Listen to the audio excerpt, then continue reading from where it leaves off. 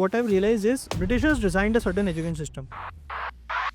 So we had a very beautiful education system. So we had pretty much school in every village, and those schools had participation from every caste. Genders were participating. So we had a very good education system. It was very systematically destroyed by Britishers. They put in their own system, and we have not changed it in 70, 80 years.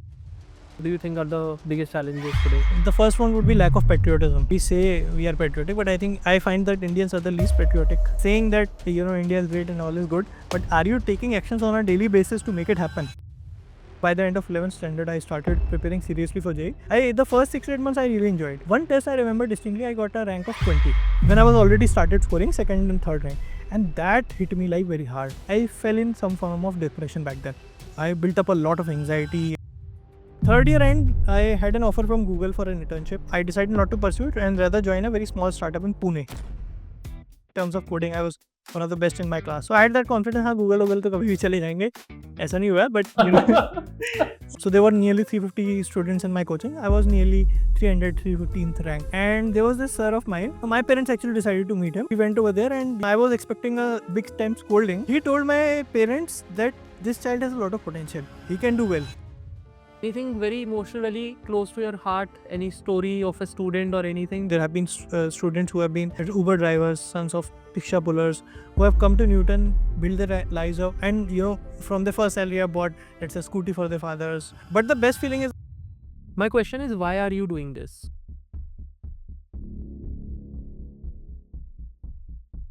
So today we have Siddharth Maheshwari, the founder of Newton School. Lovely meeting you.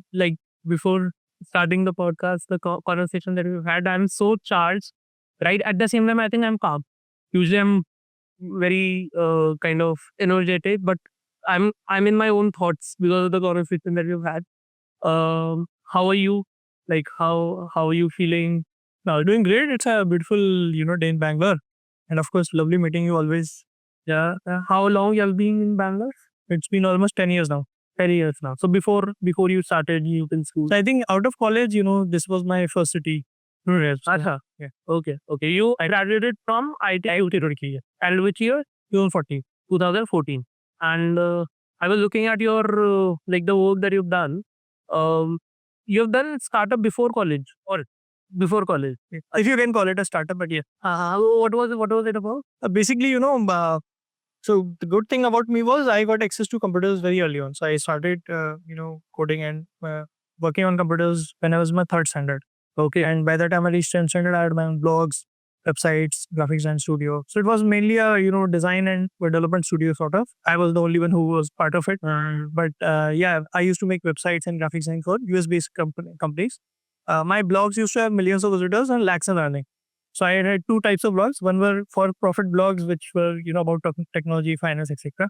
Finance, I did not know anything, but, I used to research and write because I had realized that this is the most paying thing.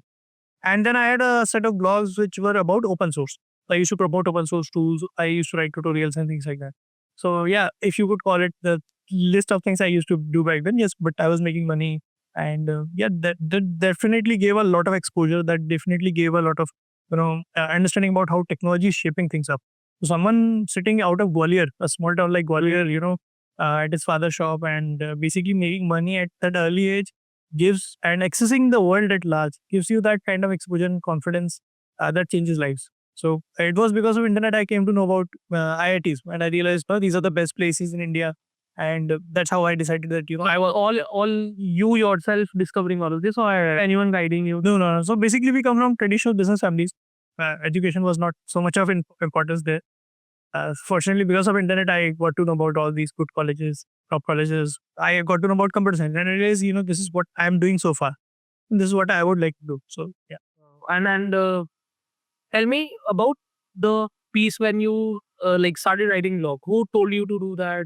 Who kind of how you came across the idea? Like what was? Yeah, I think it was more about exploration first. So, back then Indian ecosystem had some bloggers coming up. There was this Amit Agarwal, I think he's an IIT Roorkee alum only. He used to run a blog called as Lebnol. And there were a couple of, youngsters back then. I also don't remember how we got connected, but there was tools like, Pigeon back then. Over chat, we used to connect, and I'm just thinking, how did it happen? But what I distinctly recall is that initially it was all about exploration. I came across WordPress and I realized that you can self-host it, and then there was cPanel and things like that, tools which would allow you to host your own website, blogs and things like that. So I think initially it was about exploration, but then there was also forums back then. Forums are not so popular these days, but back then that was there the internet used to exist. Yeah. So there was Digit Magazine, whose forum I was very active on. Then there was Microsoft had to run two, forums back then, Mera Windows and Mera, I think, Doc or something like that. And there I used to be a lot of it. So there I made friends. Class for you. This would be between the, classes of 6 to 10. 6 to 10. And how were you as a student? I was okay. Like, I was not a very studious kind. I was very inquisitive. I used to, the first day I would get a book. I would at least finish both the English and Hindi books completely because I used to love reading stories. So I loved reading books and magazines from very early on. So newspaper, any magazine any piece of literature that would come to the house, whatever it is, I would simply read it. So that was there. But I was never very academically oriented. I was decent at maths always. I hated chemistry, I hated social science, all set subject, right. But yeah, I was always someone who used to read a lot of stuff. So I was never, I had a very small school. I went to small school. We had like 15 students in my class. I used to come like 4th or 5th in that time. 50 or 15? 15. Yeah. Okay. So it was a very set of place. Okay. And then you came to know about IITs. You did some coaching. You started. Yeah, after 11, and of course, it's a long story. I won't get into it. But it was a good fortune, now if I look back, if I tell the story also. So basically, I had joined individual coachings. So physics, different, what's your chemistry? Yeah, got it.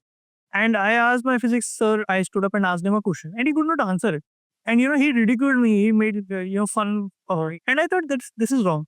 And the same day, a friend of mine told me, there's this JEE coaching, chalna yaar, ek baar dekh ke aate hain. मैंने कहा चल देख के आते हैं, because anyways I was, and someone insulting me for asking a question that simply, even back then did not seem right to me. So I said, चलो देख के आते हैं. Luck had its way. It was a JEE coaching which was newly started. They had a late batch which was starting up, and this friend of mine, he did not join it. I ended up joining it. But for the most part of 11th class, when I started preparing, I was almost at the last. So there were nearly 350 students in my coaching. I was nearly 315th rank in rival coaching. Yeah, in Bhusaral coaching itself. Okay. So how did it change? Like, as in, actually very interesting because, so there was this, I was good in maths. So I used to enjoy it. I used to solve a lot of questions. And there was this sir of mine. One day, I think my parents decided to go and meet him, or I don't remember, he called us. My parents actually decided to meet him. And he went over there, we went over there, and, I was expecting a big time scolding. And this sir of mine, I still, remember that moment very well. He told my parents that this child has a lot of potential. He can do well. If he works hard, he can get into JEE. I don't know, something about that, lit fire in my head, because I did not believe in myself. I joined the coaching and all. But him saying that I could clear JEE made all the difference. And I started working hard. And I think it was just then all about working hard. Then I started becoming good in maths and physics. And slowly, I started increasing ranks. And by the end of it, I was ranking pretty much first in the coaching. So first, second, third. So that was from 300 to 2 per day. So that, one statement by my sir saying that he kar sakta hai, isme potential agar ye mehnat kare, changed everything about. But then, yes, I studied with a lot of discipline. I used to study 8 to 10 hours a day, but I used to study it with a lot of focus and discipline. So, yeah. So that's, and there was no one else guiding you all through this, right? Or like from, definitely the teacher would have been there, but were there other people, anyone who was guiding you all through this?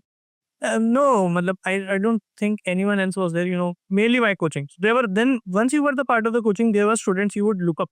So there were students who had been preparing for JEE from, 2-3 years. And there were some who were very brilliant.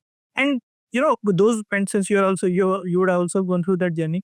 Once you start enjoying it, it's a really fun journey. You're discussing those physics problems, math problems, right? Everything is so much fun that you just enjoy it so much that, IIT becomes one part of the thing, but the having, solving those challenges on a daily basis, that comes, yes, that is you're competing with them, discussing those things out. And good thing as sir also did was, physics sir, he did not limit us to JEE focus. So while he used to call 4-5 us of us, and he used to teach us concepts which were taught in college level physics, which would not come in JEE. And, just for the love of it. And somehow that also thing triggered me that, someone is teaching out of curriculum, so things can be taught for just the love of it. I really enjoyed those times. I look at my JEE days and look at it with a fondness because those were very formative years. So how it has been for me, particularly was that till my, I think, 8th, 9th class, right? I was very studious. So I was always used to take a lot of stress about exams, right? And particularly social sciences, those kind of areas. Now I love them, right? But back then, I think because of textbook, how they're structured, right? Um, I really I did not like it and used to really take a lot of stress in exams. Compared to that, I used to think when I'll be preparing for JEE, like how would I survive, right? मेरे friends बोलते थे, parents बोल रहे हैं. But those 2 years, right? I think you get into love of what you exactly are studying, and when you get into love with what you're doing, the stress I think automatically kind of goes away to a very good extent, right? I would say, both things happen at the same time. So for me, when by the end of 11th standard, I started preparing seriously for JEE. The first 6 8 months I really enjoyed, but one test for some reason, around that time, the expectations also started clear, and everyone started saying, up to IIT Bombay, and I also made it clear in my mind, जाना है तो IIT Bombay से जाना और कहीं नहीं जाना. And then everyone around you is doing. One test I remember distinctly, I got a rank of 20 when I was already started scoring second and third rank, and that hit me like very hard. I think now if I look back, I fell in some form of depression back then. I built up a lot of anxiety. I developed a lot of health issues. Fortunately, I was able to keep my mindset in control. And of course, I would say that experience still helps even today.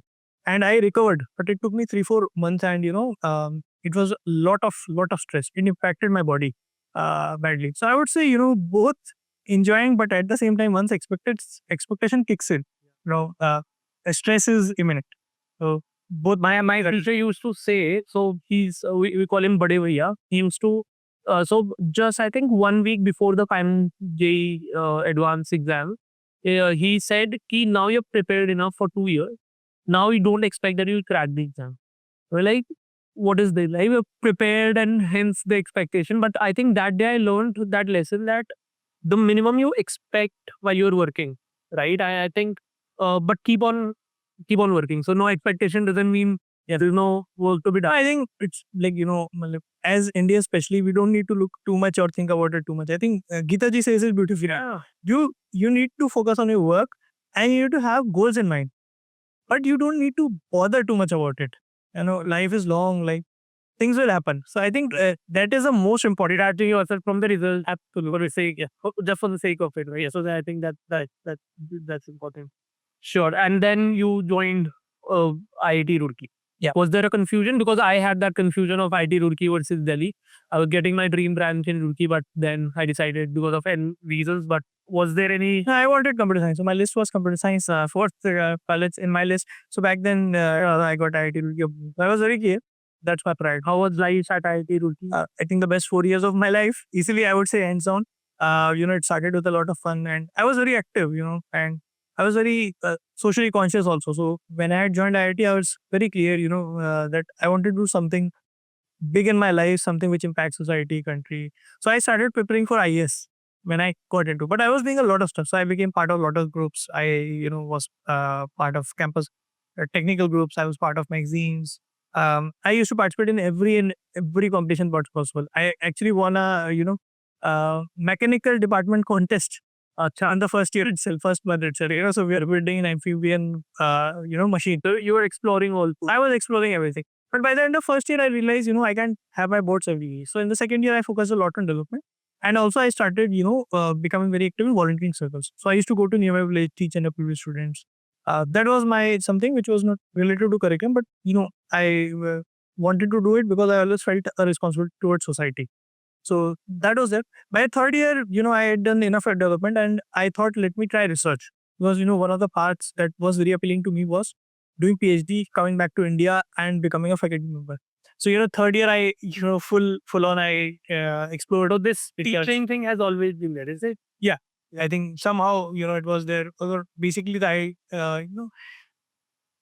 somehow the idea of building knowledge has been very appealing to me. I find it the highest pursuit the pursuit of knowledge. Right. I could see that in 8th, 9th class you were mentioning about it. Yeah. That. So yeah, second year was all about that. Third year was about research. I did research. I worked in the faculty. I don't know what happened. Maybe because I did not have the right faculty fitment, but I fundamentally did not enjoy research. The idea, of doing something which just leads to a paper and not, let's say, a usable product was not appealing to me. Whenever I would sit down and do research, I would think, yeah, product क्या बनेगा, इसका use क्या है? My faculty would say to me, यार, तुम paper पे ध्यान दो. Right. And I did not like it a bit, yes. So that happened. Third year end, I had an offer from Google for an internship. I decided not to pursue it and rather join a very small startup in Pune. This machine learning startup. You decided not to pursue the internship for Google. Okay. I left it and rather, because I thought Google to make a future. I was that kind of student who was like, let's say in terms of coding, I was one of the best in my class. So I had that confidence, हाँ Google तो कभी भी चले जाएंगे. ऐसा नहीं हुआ, but so I thought, ठीक है यार, but this is the time to explore. So I decided to join a machine learning startup in Pune. And, that made my decision of eventually doing startup. So I was working out of very small house. मतलब 1000 square feet का घर होगा, वहीं पर founder भी बैठता था. But the best thing was, I used to interact with the founder a lot in the evening. So we used to talk about What sector was this? So this was an ad tech.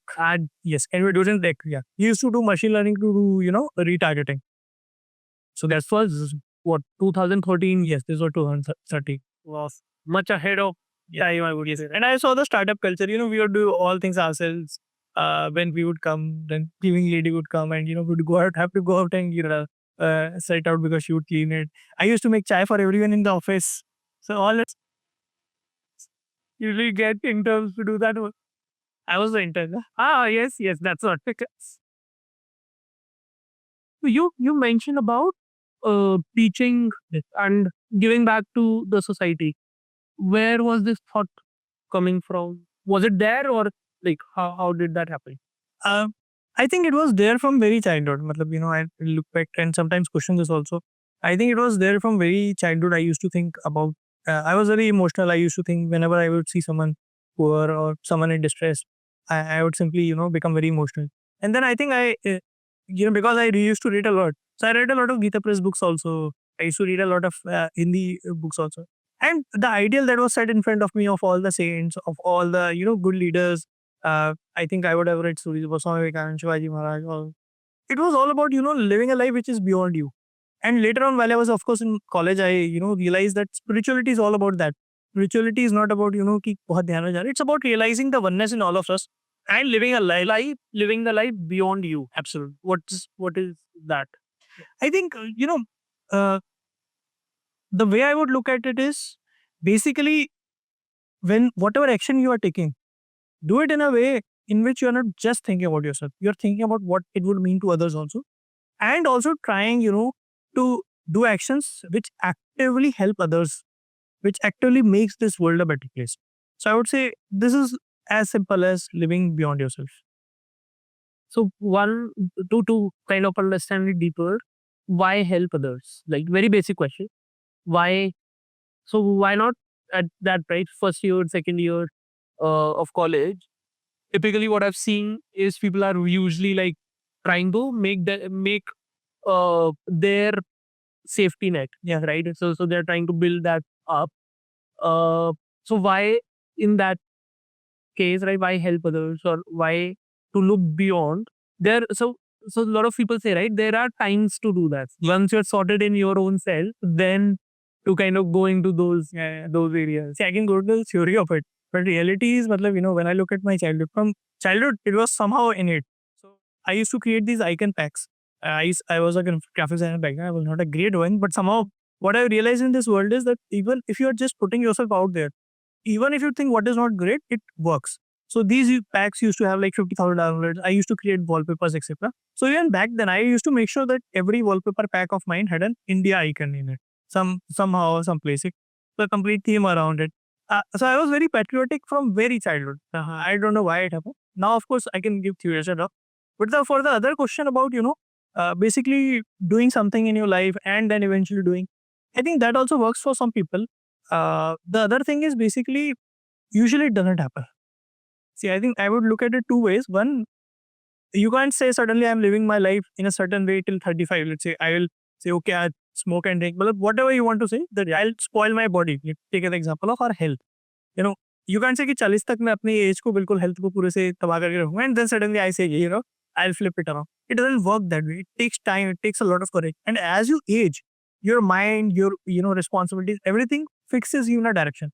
So if you don't start early and if you don't start in parallel, whatever you want to do in life, and especially if you want to give back, because it doesn't come naturally. There's no direct advantage to you. I think you have to do it in parallel. You have to do along with whatever you have, whatever you're in. Maybe like a skill that you need to build on, you need to continuously working on. Absolutely. The second thing, what I've realized is, if you are thinking beyond yourself, you get very different kind of energy. Yeah, I was coming to that. Yeah. So if you look at life, and I ask this question to sometime my students also. Basically, how much money is good enough money to retire and permanently, let's say, live on the beaches of Goa or wherever you want to live on, I would say 10 crores is a very good amount. See, for that, you don't need to start a company. You don't need to start up. Even if you, work hard for 5-6 years, somehow or someone, if you try as much, you will do it. You can do that. You can do it. If you want to build something which is much more huge, it requires a lot of work. It requires a lot of hard work. For that, you need to have much more, of inspiration than just living life for yourself. Well, it's very painful journey. We should ask, this quote of NVIDIA's Jensen Huang. Basically, someone asked him, what would be a message you would tell your 30-year younger self who was just going to start a company? He said, don't do it. वो अपने आप को advice देता कि company ही चालू मत करो. Okay. And the reason he said was, it's so hard. If I had known it was so hard, I would not have started it. So unless you have something which, a problem which really, really bothers you and, you want to solve it, or you have some inspiration which is much above you, I don't think you can get that kind of energy. खुद के लिए अगर बहुत अच्छा जीना है, in today's world, you can really make it without having to put in so much effort. What is that inspiration for you? You mentioned, right, inspiration beyond you. What is that inspiration beyond? I think seeing India and the pinnacle, what let's say people call Wish Guru or whatever. And I think India, the way we have been like for 5,000 years, we have been a force for good. We have tried to create societies in which there's maximum integration. We try to basically integrate with each other. We have created a society which is sustainable. We have, for example, the phrase which is basically Vasudev Kutumbakam, or many such thoughts which have come out from India, Sarve Bhavantu Sukhina, Sarve Santu Niramaya. If you look at all of these things, they have been very universal. They have been thinking about others only. So I think, for me, making sure that India is a superpower has always been the driver of things for me. Seeing India at the peak of technology, like Swami Vivekananda used to say, her field में हमें best से best करना है, दुनिया को फिर वहां से डायरेक्शन देनी है. I think that is the driver for me. Wow. I had one of my mentors show me this photograph of India winning the World Cup. And they were in the stadium, there were players, 2011 ka time tha shayad. There were players taking that Indian flag and there was crowd at the background, like really cheering it up. And it was so impactful. He said, somewhere it is upon you, whether you want to be that player or you want to be the crowd, India is going to win this match. Yep. It is upon you. And I think that has been so energetic for me to actually continuously keep on working and do my bit. Yeah. Right. That's how. Wow. That's quite interesting. So when did this thought? I am sure this has evolved with time. Yeah. But when did you see this thought coming first in your life to you? First, as in when you putting in those India flags into the blogs is one piece, or let's say the graphic. But I am sure you might have done it like that, but you might have, there was a time when you became more aware about it. Yeah. When was that time that you intentionally started working towards it? I would say there was no definitive time. Well, like I said, I asked this question to my mother also one day. How was I like in childhood? She told me that from very early, like 3 saal ka hi honga, tab se I used to talk about society, country, everything. I don't know why. So that was there. Actively working, I think there have been phases of on and off. It's not like I've done, great work already. या मैं कुछ बहुत contribute किया होगा, बहुत थोड़ा भी कर लिया होगा तो बहुत बड़ी बात होगी वो. So I think, but it's still a work in progress. I think, being too humble, No, not honestly. Matlab, I think the next 30, 40 years is, I hope ki, something happens through me. I can only be an instrument of, something would happen. So yeah, that's how I look at it. Wow, interesting. And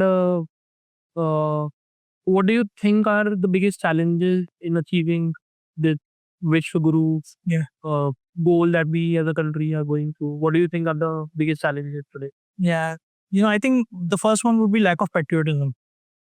We say we are patriotic, but I find that Indians are the least patriotic people.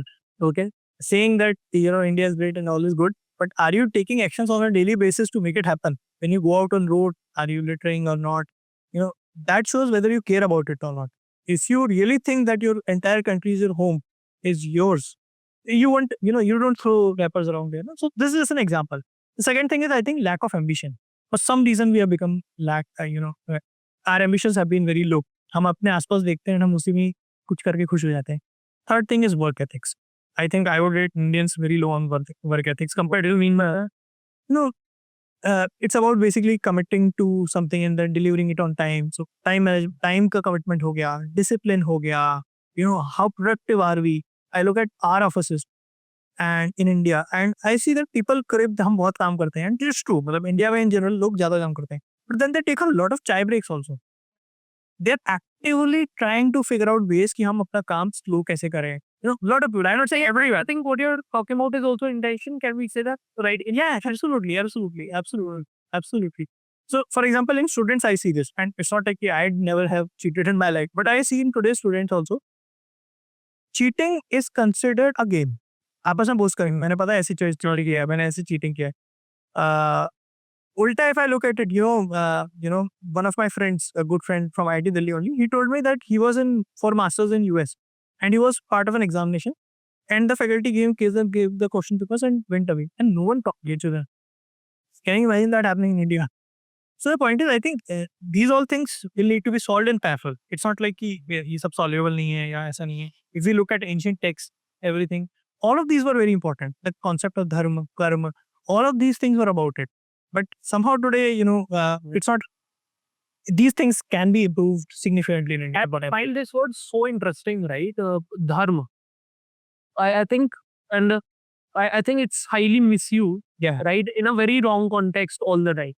Right, and then if we understand that piece correctly, I think what you are saying is quite very easily solvable. I think, right. So if we get into that level of education where you're just telling the people what their real duties are or responsibilities are, right? I think that yeah. And something I've thought a lot about this actually, and what I've realized is Britishers designed a certain education system. So we had a very beautiful education system. I've talked about it in another podcast. So we had pretty much school in every village, and those schools had participation from every caste. Genders were participating. So you'd be surprised to know that, for example, Oxford University did not allow entry of women, I think, till 1900s. And India in Takshila, this would be like 800 years back. There were women scholars. It's not like 50-50 ratio though, but they were like 5-10% women scholars also. So we had a very good education system. It was very systematically destroyed by Britishers. They put in their own system, and we have not changed it in 78 years. That system was designed to create a class of, rule followers, order followers, managers, and not leaders or, great individuals. So I think that is still being continued. We are focusing a lot on rote learning. So yeah, we can talk about it a lot, but what's your dream class like? I think the classroom itself is a concept which is in some ways, losing its relevance day by day. So of course you need it, but it's not just about the classroom. It's more about what happens outside the classroom. So classroom, the 1 hour of classroom should inspire the student to, live a life for the next 23 hours in a certain way. So I think that is all what it is about. A great classroom, a great, let's say, class should inspire student to go back, study more, build something out, inquire, but do a lot of self thing. So the concept, basically the idea here is that people should want to do things, learn, and build on their own. So if a classroom is able to do that, I think that's a dream classroom for me. Right. And how do we enable that? So what you're saying is a good classroom is where classroom is actually very insignificant. Yeah. Right. There's more significance outside that. I mean, the classroom should be such that the student is left inspired or curious for the next remaining hours of the day. Correct. Correct. And what do you think is missing right now? I think multiple things. One is who is teaching and with what passion are they teaching? How much is their depth of subject itself? For example, I remember this very well. I had this history and I used to hate the subject. And one day, on a trial basis, a faculty school teacher came and taught us for 3 days. I think this was back in 6th or 7th standard. And he taught so well. I fell in love with history. Somehow he did not end up joining our school or whatever happened. But that made me fall in love in history. So a great teacher, who teaches really well, who thinks how to inspire my students, it just makes a lot of difference. So I think it starts with that. A teacher who is very intent on inspiring students comes with a lot of intent, comes with a lot of energy, comes with a lot of storytelling, great storytelling, thinks through it. So I think it starts with that. Second, the class needs to be very interactive and participative. So, students should actively interact. So, for example, in our Newton school, we try to keep the classroom in such a way that every 10-15 minutes you have something which engages you. You have to participate back. See, human attention spans are going down and you have to keep this reality in mind. You don't have an ideal student in front of you जिसको आपको पढ़ाना है. You have what you have and you have to, teach them. So, I think that is there. I think if that is there, especially the first part is there, we can talk a lot about, interaction, all that stuff. But the most important thing is, again, a teacher, who weaves a very good story, leaves a student curious, inspire them. I've seen that, ultimately at the end of the day, the thing that matters most is who is teaching you, what kind of efforts are they putting in, and what kind of challenge are they leaving you with. Right. If that goes right, rest everything can happen. Class में AC है नहीं है, class में कितने बच्चे बैठे हैं, 200 बैठे हैं, 50 बैठे हैं, 10 बैठे हैं, doesn't matter. Right. The most important thing is that. Interesting. So now in my mind, right, I have known Siddharth when he was in school, maybe a bit around the college life. How was your 4th year? Did you kind of take any placement or you joined somewhere? Because I could see that you've done 2-3 startups even after that, right? 2 startups particularly after that. I would love to know more about that piece. But before that, how was your life going just before that? And more importantly, from a mindset perspective, sorry, but more from what you were thinking all this while. That is very key piece of who you are today, right? Yeah. If I look back at my 4th year, I think it was a lot about when I had stepped up my social work that time. And I had also started working a lot in team building, not just working at myself, but, actively working with juniors, creating many more Siddharths. Wow. I would say. So, 4th year was a lot about that on the social side. On the, development side, I had started working on startup ideas. So, I had started building stuff. I was a hardcore techie. I never used to think of businesses को बेचना है, ये करना है. But I started building stuff. So, I started learning, things which were required to make it happen. 4th year was also, a bit about chilling.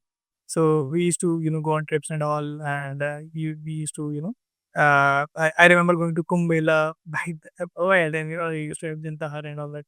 So 4th year was a mixed bag of things because by then first I had decided that, I want to start up.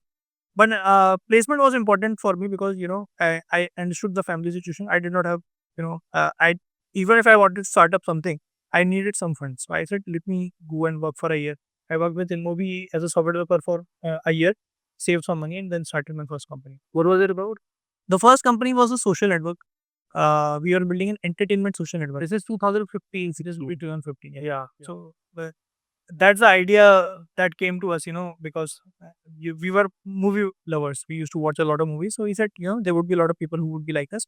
Let's build a social network for us. And of course, a lot of people give this gyan also that, you should build for problems that you face. Yeah. I think that advice is not always dealt with. And ClickSep was a prime example of it because I realized, very early on that first what we were building. So for the first 6 months, I did all was coding. You left the job? Yeah, I left the job. So Before, when was the time when you decided that? 2014 to 15. So mid of 2014 to mid of 2015. So when was the time, as in, when did you get enough confidence that now I can leave the job? Yeah. And start something? Yeah, when I had 5 lakh rupees saved up. Oh, wow. That's so simple. But yeah.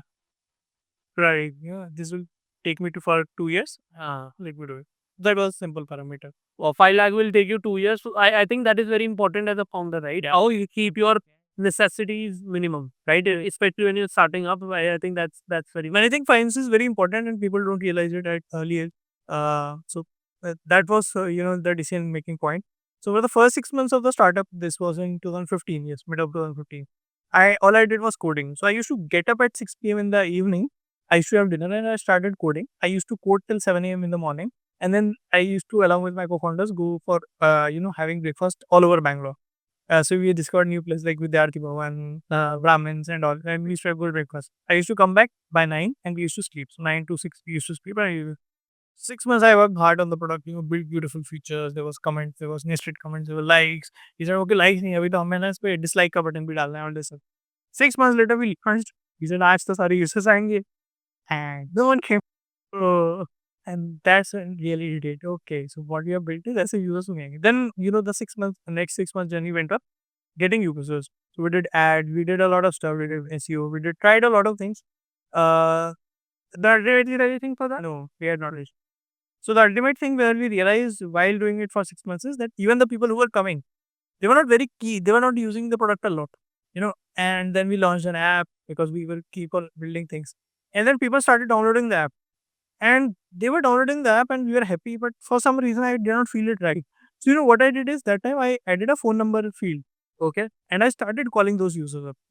I wasn't taking, but I said, let me call up and start. Yeah. And what I realized was they were downloading the app because they thought it's a movie app where they can watch movies for free. So that's, one very important lesson I've never forgotten in my life. Be very close to your user. That is the absolute truth. No data, nothing can tell you what your user can tell you. So yeah, this happened, and then of course I was running out of money. Also, I realized, this is not a problem statement that's exciting me so much. Why I'm doing what I'm doing, and then I decided to, we decided to part our ways. And basically, I started freelancing. So I started free. So within that 1 year or what? No, after the 1.5 years, nearly 1.5 years. Nearly 1.5 years. How was it saying bye to something that you had really loved? Yeah, And talk it from Siddharth in 2016. Yeah. Not Siddharth from Newton School, because I'm sure that would have been a very difficult decision, right? So yeah. Honestly speaking, if I look back, it was not a very real decision because it happened over 4-5 months. See, ultimately you can only beat reality for certain time. You are here to win. You're not here to just create things or, do it.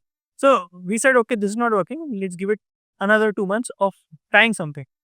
Even that did not work out, then we said, okay, let's try this thing for 2 months. So, these milestones keep on coming and the reality start hitting. Also, what I realized was, that team is very important. And not everyone was, let's say, fully aligned to what we were doing or the kind of commitment that was required. Because as a startup founder, you can't say, okay, I'm doing just tech or I'm going to do marketing or I am the CEO, I'm going to do business development or something. It doesn't work. Everyone has to, have all hands dirty. Jo karna pade karo. Chahe user calling ho, chahe data ho, you have to ultimately make sure that you are getting the right users who love your product. Not just like it, love your product. And that's how you build great businesses. So yeah, I think that reality set in and we parted ways. And anyways, I had run out of money, so I did not have a choice. So I decided to freelance. So I started freelancing with US based companies. So I, coincident I did such that I had a couple of friends who knew people in US. And then I got some projects. I did a really good job with that because by then I had become a great developer. They loved it. I increased my hourly rate to nearly 3x in just a couple of months. And I started making really good amounts. So back then it would have been, I think, easily 7-8 lakh rupees a month I was making. And the tax on is also very low because of freelance. As a freelancer, you have to pay less tax. yeah, wow. And then what was the first product or first thing that you did that you launched? Yeah, so the first thing was basically a cohort-based course, 6 months long, in which students would come. Basically, they'll have live class because Nishant had seen the live class journey in academy. He was a big believer that live interactive classes have much more learning than what, let's say, a recorded class have. So we started bringing people from the industry who were software developers to teach because the class happened at night time, 9 to 11. So these all people also had time on their hand, and these people knew the subject very well, and for them it was extra money. Then from 11 to 12 in the night time, students used to have one-to-one mentor sessions, group sessions as well as mentor sessions. These mentors were again people who were working in Amazon, Microsoft, Flipkart type companies. So the second key insight that we had was basically that if people from the industry teach concepts which are required by the industry, they do a much better job. And students also look up to them. So that's what happened. In the initial days, I used to take a lot of classes. So I, taught, and that's when I have a lot of love for pedagogy. I like to think about how to explain concepts in a very simple way. So I remember I taught a very complex subject in 2 hours using just the movie example of Inception. I told the story of Inception to students and built the entire thing out. And by the end of it, there was a code which came it in the last 5 minutes, and students, really loved that class.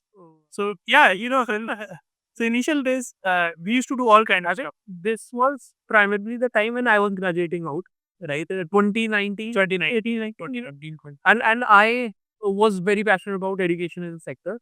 And I was observing on what's happening in the industry. So this was the time when Baidu had come out. Yeah. This was the time when Upgrad was actually doing pretty well. And I really was looking forward to what exactly are they going to build. And particularly in ITs, right? We see this classrooms, and then they're divided into mini groups, and then there is more focused teaching assistants putting into that. And I could see that Upgrad are actually trying to take that approach with respect to professionals and training them. Right, people like Upgrad, organizations like Upgrad was coming up, and then I was in CCD at IIT Delhi, and someone has shared with me that there are these companies now coming up. There were one, two of, I think Newton School was there, a couple of others also. That the software developer from Google is actually now going to teach online. And I found it so interesting from a nation standpoint that this is actually going to change a lot in the learning space. Last 3-4 years, I'm sure a lot of things have worked out pretty well. I'm really impressed by the kind of technology shift overall in the ecosystem that has happened. What are key things that you think you could have done better, or where you thought that hey, you failed there and then you pivoted or you kind of improved on that? What were key learnings from there? I think, there were, of course, a lot of things, which we kept on changing on the way as we learned it. I think the first thing initially was, and, that's where the idea of software developers teaching came. Initially, we thought, let's get in corporate trainers. Corporate में already train करते हैं बच्चों को ये है. And, I talked to a guy, I still don't know his name and all. But, he said, he was very confident. He said, I teach really well, don't worry. We tried to, guide him also, but he said, no, don't worry.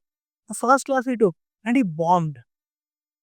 And he was so confident, he was so cocky about it. And then I started talking to him. He said, no, I've been doing this for many, many years. I said, why are you telling me? And I said, okay, yeah. I had to take the classes again for, next year. And then we tried to form.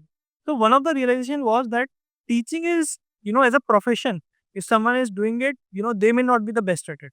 The first discovery was that people who are passionate about this, passionate about students and passionate about technology, they would very quickly become teachers. You did not needed many classes, just 3-4 classes. They were much more open-minded to, feedback and things like that. And they became very good teachers. So from then on, our funda has been, we don't hire professional teachers. We hire people who are passionate about teaching, passionate about coding and passionate about students, and we make them good teachers. We just help them out becoming that. So they might be more mentors in a way, like they're more gurus than just teaching on a board, which usually my perception of a corporate trainer is. Yeah, so corporate trainers, basically they've learned the art of, they've made it a profession, of course. So they were doing this year on year. And see, the bar to become a corporate trainer is different. Why you become a corporate trainer is different. You need to have the right connection, kind of connections, etc. So it's not like the best of people or the most passionate people are going on to become, corporate trainers. Yeah. I think organizations, companies are actually now realizing this piece. I've seen a lot of corporates actually changing to more professionals actually doing that training rather than ready. A lot of companies that approached us also. From very first day, companies still approach us that why don't you take care of our corporate training? We don't do it because we want to focus on one thing and do it really well. But corporate training is completely broken. So that's when we realized it very earlier. Second thing we realized was, that while a certain level of aptitude matters for a student to become good coder, it is mainly the intent of the student and the ability to work hard that ultimately matters. So we had the student from Triple IT, some other Triple IT, I think Triple IT Bhubaneswar. He was very cocky, he was like, "Arey, meri best to batch mein hai wo," all that stuff. When the placement time came, the people who came from very tier 3 college did much better than him. And I know one of the girls, over there, she's right now in Microsoft. And there were many much stories. So basically what I've seen over here is hard work beats aptitude most of the time. So while so that was second learning. So we started optimizing for it. So the way we designed it was basically instead of just having an entrance interview or basically an entrance test, we said, okay, we'll have a certain entrance test. Those who clear it will have to come and study for 2 weeks. Those who study for 2 weeks and worked hard to make it happen, and then we took an interview. Those who were able to catch up in those 2 weeks, we were selecting them. So जो लोग class में नहीं आ रहे थे, by default they were not allowed to give the interview, etc. We got to check for sincerity and the learnability, and only those students were taken. Right, right. And now, like, Newton has also kind of started the offline uh, colleges, school, so to say, right? So, do you think the future of education is, because you mentioned about how it was 800 years back, do you think it is going to be offline? I think education will always operate very differently for different segments. People who brush it with one stroke, like edtech, there's nothing like edtech. There, for example, a 3-year-old child has very different needs than, let's say, someone who has been in the industry for 10 years. I think online education is perfect for people who are already in the industry or just graduated out. See, for them, moving to a city to learn, put in 1 year, leaving their jobs, families behind, it's a very expensive task. There's a very big opportunity cost with it. So for them, online part-time works really, really well. So for professionals, I see, that will continue. For undergraduate, the purpose of education is not just about skills. Skills you can learn on YouTube. I tell this to my students also. You will learn the best of skills from the best of teachers on YouTube. When you are in a offline setup, you are not here for just the hard skills or the classes that are happening. It's about the environment that you're getting, the kind of peer thing you're getting. 4 years being isolated in a place with peers who are very like-minded, passionate, with teachers who are ready to work hard with you, developing things, understanding that there is no failure. So in college, there is nothing like a failure. You can build anything, you can fail, doesn't matter. And you can go to your classes next day, doesn't matter anything. So yeah, I think that environment is very different. So for UG, I think offline is the way to go forward for those who have completed their college education, everything. It should be online primarily. So online is a lot more about skill building. Offline is a lot more about character building. Wow. I'm like trying to connect all the dots, right? One thing that I could see is you were into kind of creating knowledge during your school life. College, maybe you had done a lot of such stuff. And this is something which is coming very natural to you. My question is, why are you doing this? What is it that you want to achieve out of it personally? Not really as a founder of Newton School, but as a person. Where are you heading? What's your why of doing all of this? I don't think these identities are very separate. For me, right now, what the way I look at it is basically creating sustainable models of education which others would want to replicate, and thus overall lifting the quality of talent, the quality of people who are coming in India and taking India forward. So the next generation that should go up. So that is what we are trying to do here. And I honestly speaking, I don't see the identity of Siddharth as founder of Newton or Siddharth as an individual very separate. Yes, so I think in fact I've heard this from a lot of founders, right? And I, as a founder myself, believe this. A lot of people in the team are not really able to get this, but we don't see these two things as a separate entity altogether, right? Sometimes, for me personally, right, it's just a way of doing what I want to do eventually, right? Or maybe a larger vision. What is that larger vision that you see for Newton School? What is beyond what you're doing now? What is next? Maybe let's say next 40, 50 years. So I think if I look at the entire Indian education space, I think we could, for the lack of better words, I would say, if I don't want to be too harsh, I would say we could have done a much better job. Even our top institutions don't compare anywhere when it comes to, let's say, Stanford or MIT or Harvard's of the world. So for me, I would succeed if we are able to enable that kind of impact, which, let's say, a Stanford or MIT has done to America, which we can do to India. So if 30 years down the line, lots of entrepreneurs, lots of innovators, lots of researchers have come out who are the best in their field, live lives in which they do great professional work, they do think about India and solve its problem, as well as lead a great life for themselves, a personal life, a wealthy life, a very healthy life. They're happy. So combination of these things, if you are able to produce such leaders or the future next gen, I think we would have succeeded. Sure. Do you like? Can you share some very emotional incident, right? Like you might have uh, achieved what you started Newton School for. At least at some moments, you might feel that. Yeah. Anything very emotionally close to your heart? Any story of a student or anything that you? So I think education, if done right, it's all lot about impact. It can be a great business as well as you can do tremendous impact in the society. So there have been tons of such stories. We have had stories of single mother, who came to Newton, learned and built their entire lives out. We had a story of Palash, who was basically disabled, physically disabled. What terms of we upskilled him into coding jobs. And if you look at it, a disabled person, for them, coding and a work from home job is great. So we helped enable him, start this career. And there are many, many stories. People who have come from absolute, there have been students who have been Uber drivers, sons of rickshaw pullers, who have come to Newton, build their lives up, and from the first salary, have bought it's a scooty for their fathers, and lot of such things. So there are lot of emotional stories. But the best feeling is, of course, for example, we had a student, have a student. She basically was among the bottom of our students, and in a 1 year time, she worked really hard. She has gotten into a top student, and she has cracked, you know, at a very, very good company with a really good package.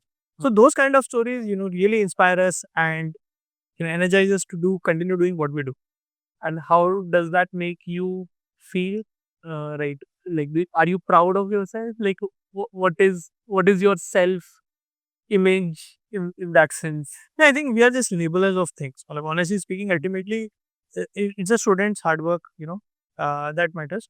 For us, the idea of doing innovation, experimentation in a field in which, for long time, no innovation has happened, I think that really excites us when we see the impact of the kind of experiments we do, the kind of innovation that we do. We involve tech, we involve, we do a lot of innovation on the people side also, the culture side. How do you build out a student culture?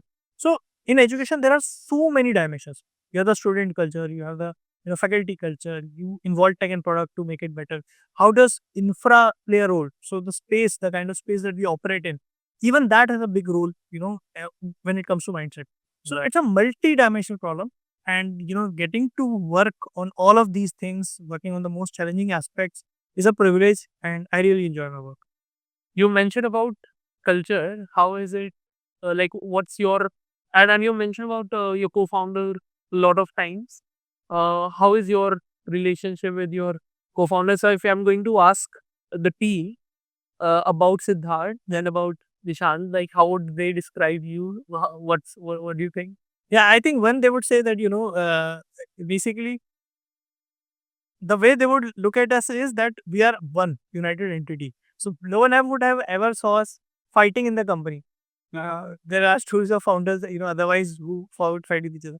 That's because we developed a mechanism very early on where we would, let's say, once a month go out for one-to-one.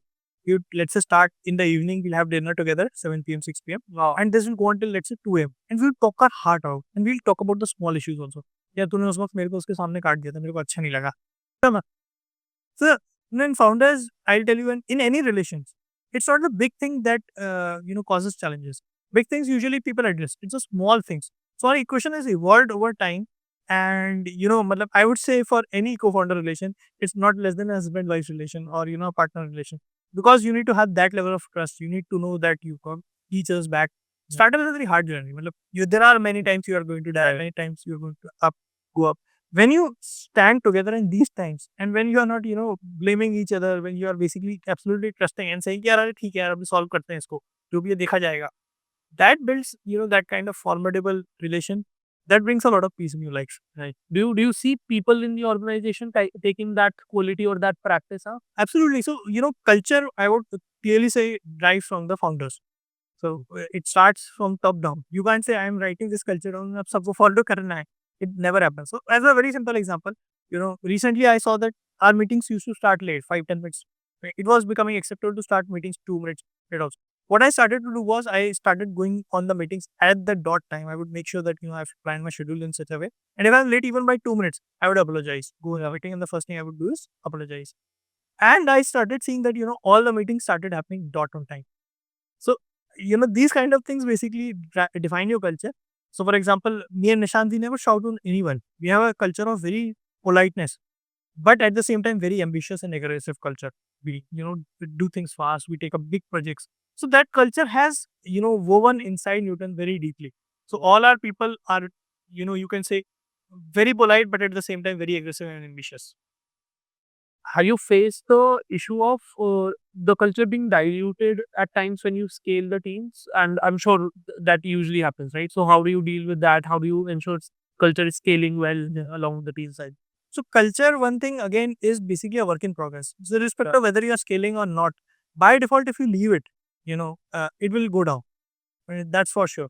So one, you need to hire the right kind of people who can take up your culture and be the bar raiser in the organization itself. So there are many people from whom we have learned, and their way of working we have adopted, or the kind of attitude they bring in we have adopted. So you have to always lead by example, and culture is whether you're scaling up, scaling down, whatever you're doing, culture has to be actively worked on.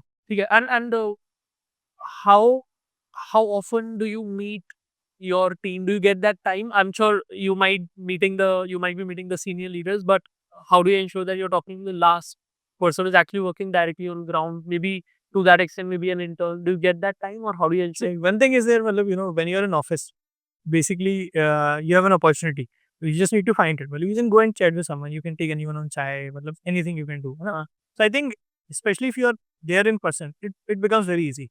Now, the other thing I would say is, usually, and it happens in some companies, is basically people start to operate via leaders. Founders only talk to leaders and then expect the leaders to do everything. I don't think it works, ever works. You need to identify the best people in your company across levels. You need to first have a mechanism to make sure wherever good work is happening comes up, everyone gets to know about it. And those people you need to talk. And see, usually those people are the ones who are really good with their work. They are the most passionate about it because they've done something different. They would have put in effort and they would have taken that risk. So you should not just talk to them about their work. You should talk to them about the company's culture, the vision, everything. Try to understand from them, how do they think about it, how do they feel about it. Right. I think that is really important. So talking to people across levels at different platforms is important. Not just in work, outside work, but take your junior members to, let's say, lunch or dinner outside. Great. So this has been quite lovely, right? Looking at how you turned out to be a founder, looking at your childhood days, that you are a founder. I think you were naturally a builder from 6th, 7th class and onwards. Especially last 6 years, 5, 6 years, right, with Newton coming up now. How do you think your thought process has evolved and where it is going now? And if you're able to predict it, let's say 5 years, 10 years, 20 years down the line, where is it going? Your mindset, your thought process. Yeah, take us through that. Yeah. See, if you're doing a startup right, every 3 months your thought process will change drastically. You will learn a lot new things. You will learn a new framework, new way of thinking about things. So I call them operating systems. You can literally write them out and probably forget about it and revisit them later, and use it to either take decisions or do something. The worst phases of my startup, the slowest phases, and now when I look back, I think those were the times when I learned the least also. So the founder, the best thing is, every 3 months you're just changing yourself. When I look back at 3 months back, I said, this is what I used to think. ये क्या था थे भाई? अच्छा, वो आपके साथ भी होता है? हाँ, हर एक के साथ होता है. मुझे लगा अभी इसी स्टेज पे होता है. अरे मतलब there is no stage. See, ultimately, even if I take the top Indian founders today, they are not Elon Musk or Jeff Bezos. उस लेवल पे नहीं है. किसी ने $1 trillion की कंपनी नहीं चालू की. So I'm pretty sure that all founders are humble enough to realize कि अभी तो बहुत कुछ बचा है सीखने के लिए ना. So I think that's it. Coming to mindset, I think of late I have started to value rigor, ethics a lot, the kind of quality of work that we are doing, and are we doing an ambitious job if we're doing? Are we thinking that what we are doing is the world best or not? And secondly, talking about these things in public, whatever our work. So from in some time you will see a lot more work about education system itself coming out from Newton. That's going to happen. So we recently did, for example, a Go for Gold boot camp in which we took a very ambitious challenge. So India, there's a coding Olympics of the world, just like this chess, championship. There's ICPC, which is, which is a college level, world level programming contest. And India has never come even under 15 rank. we would have, let's say, 30% of the world's coders, but we have never even come in the You're the best of them. even the best.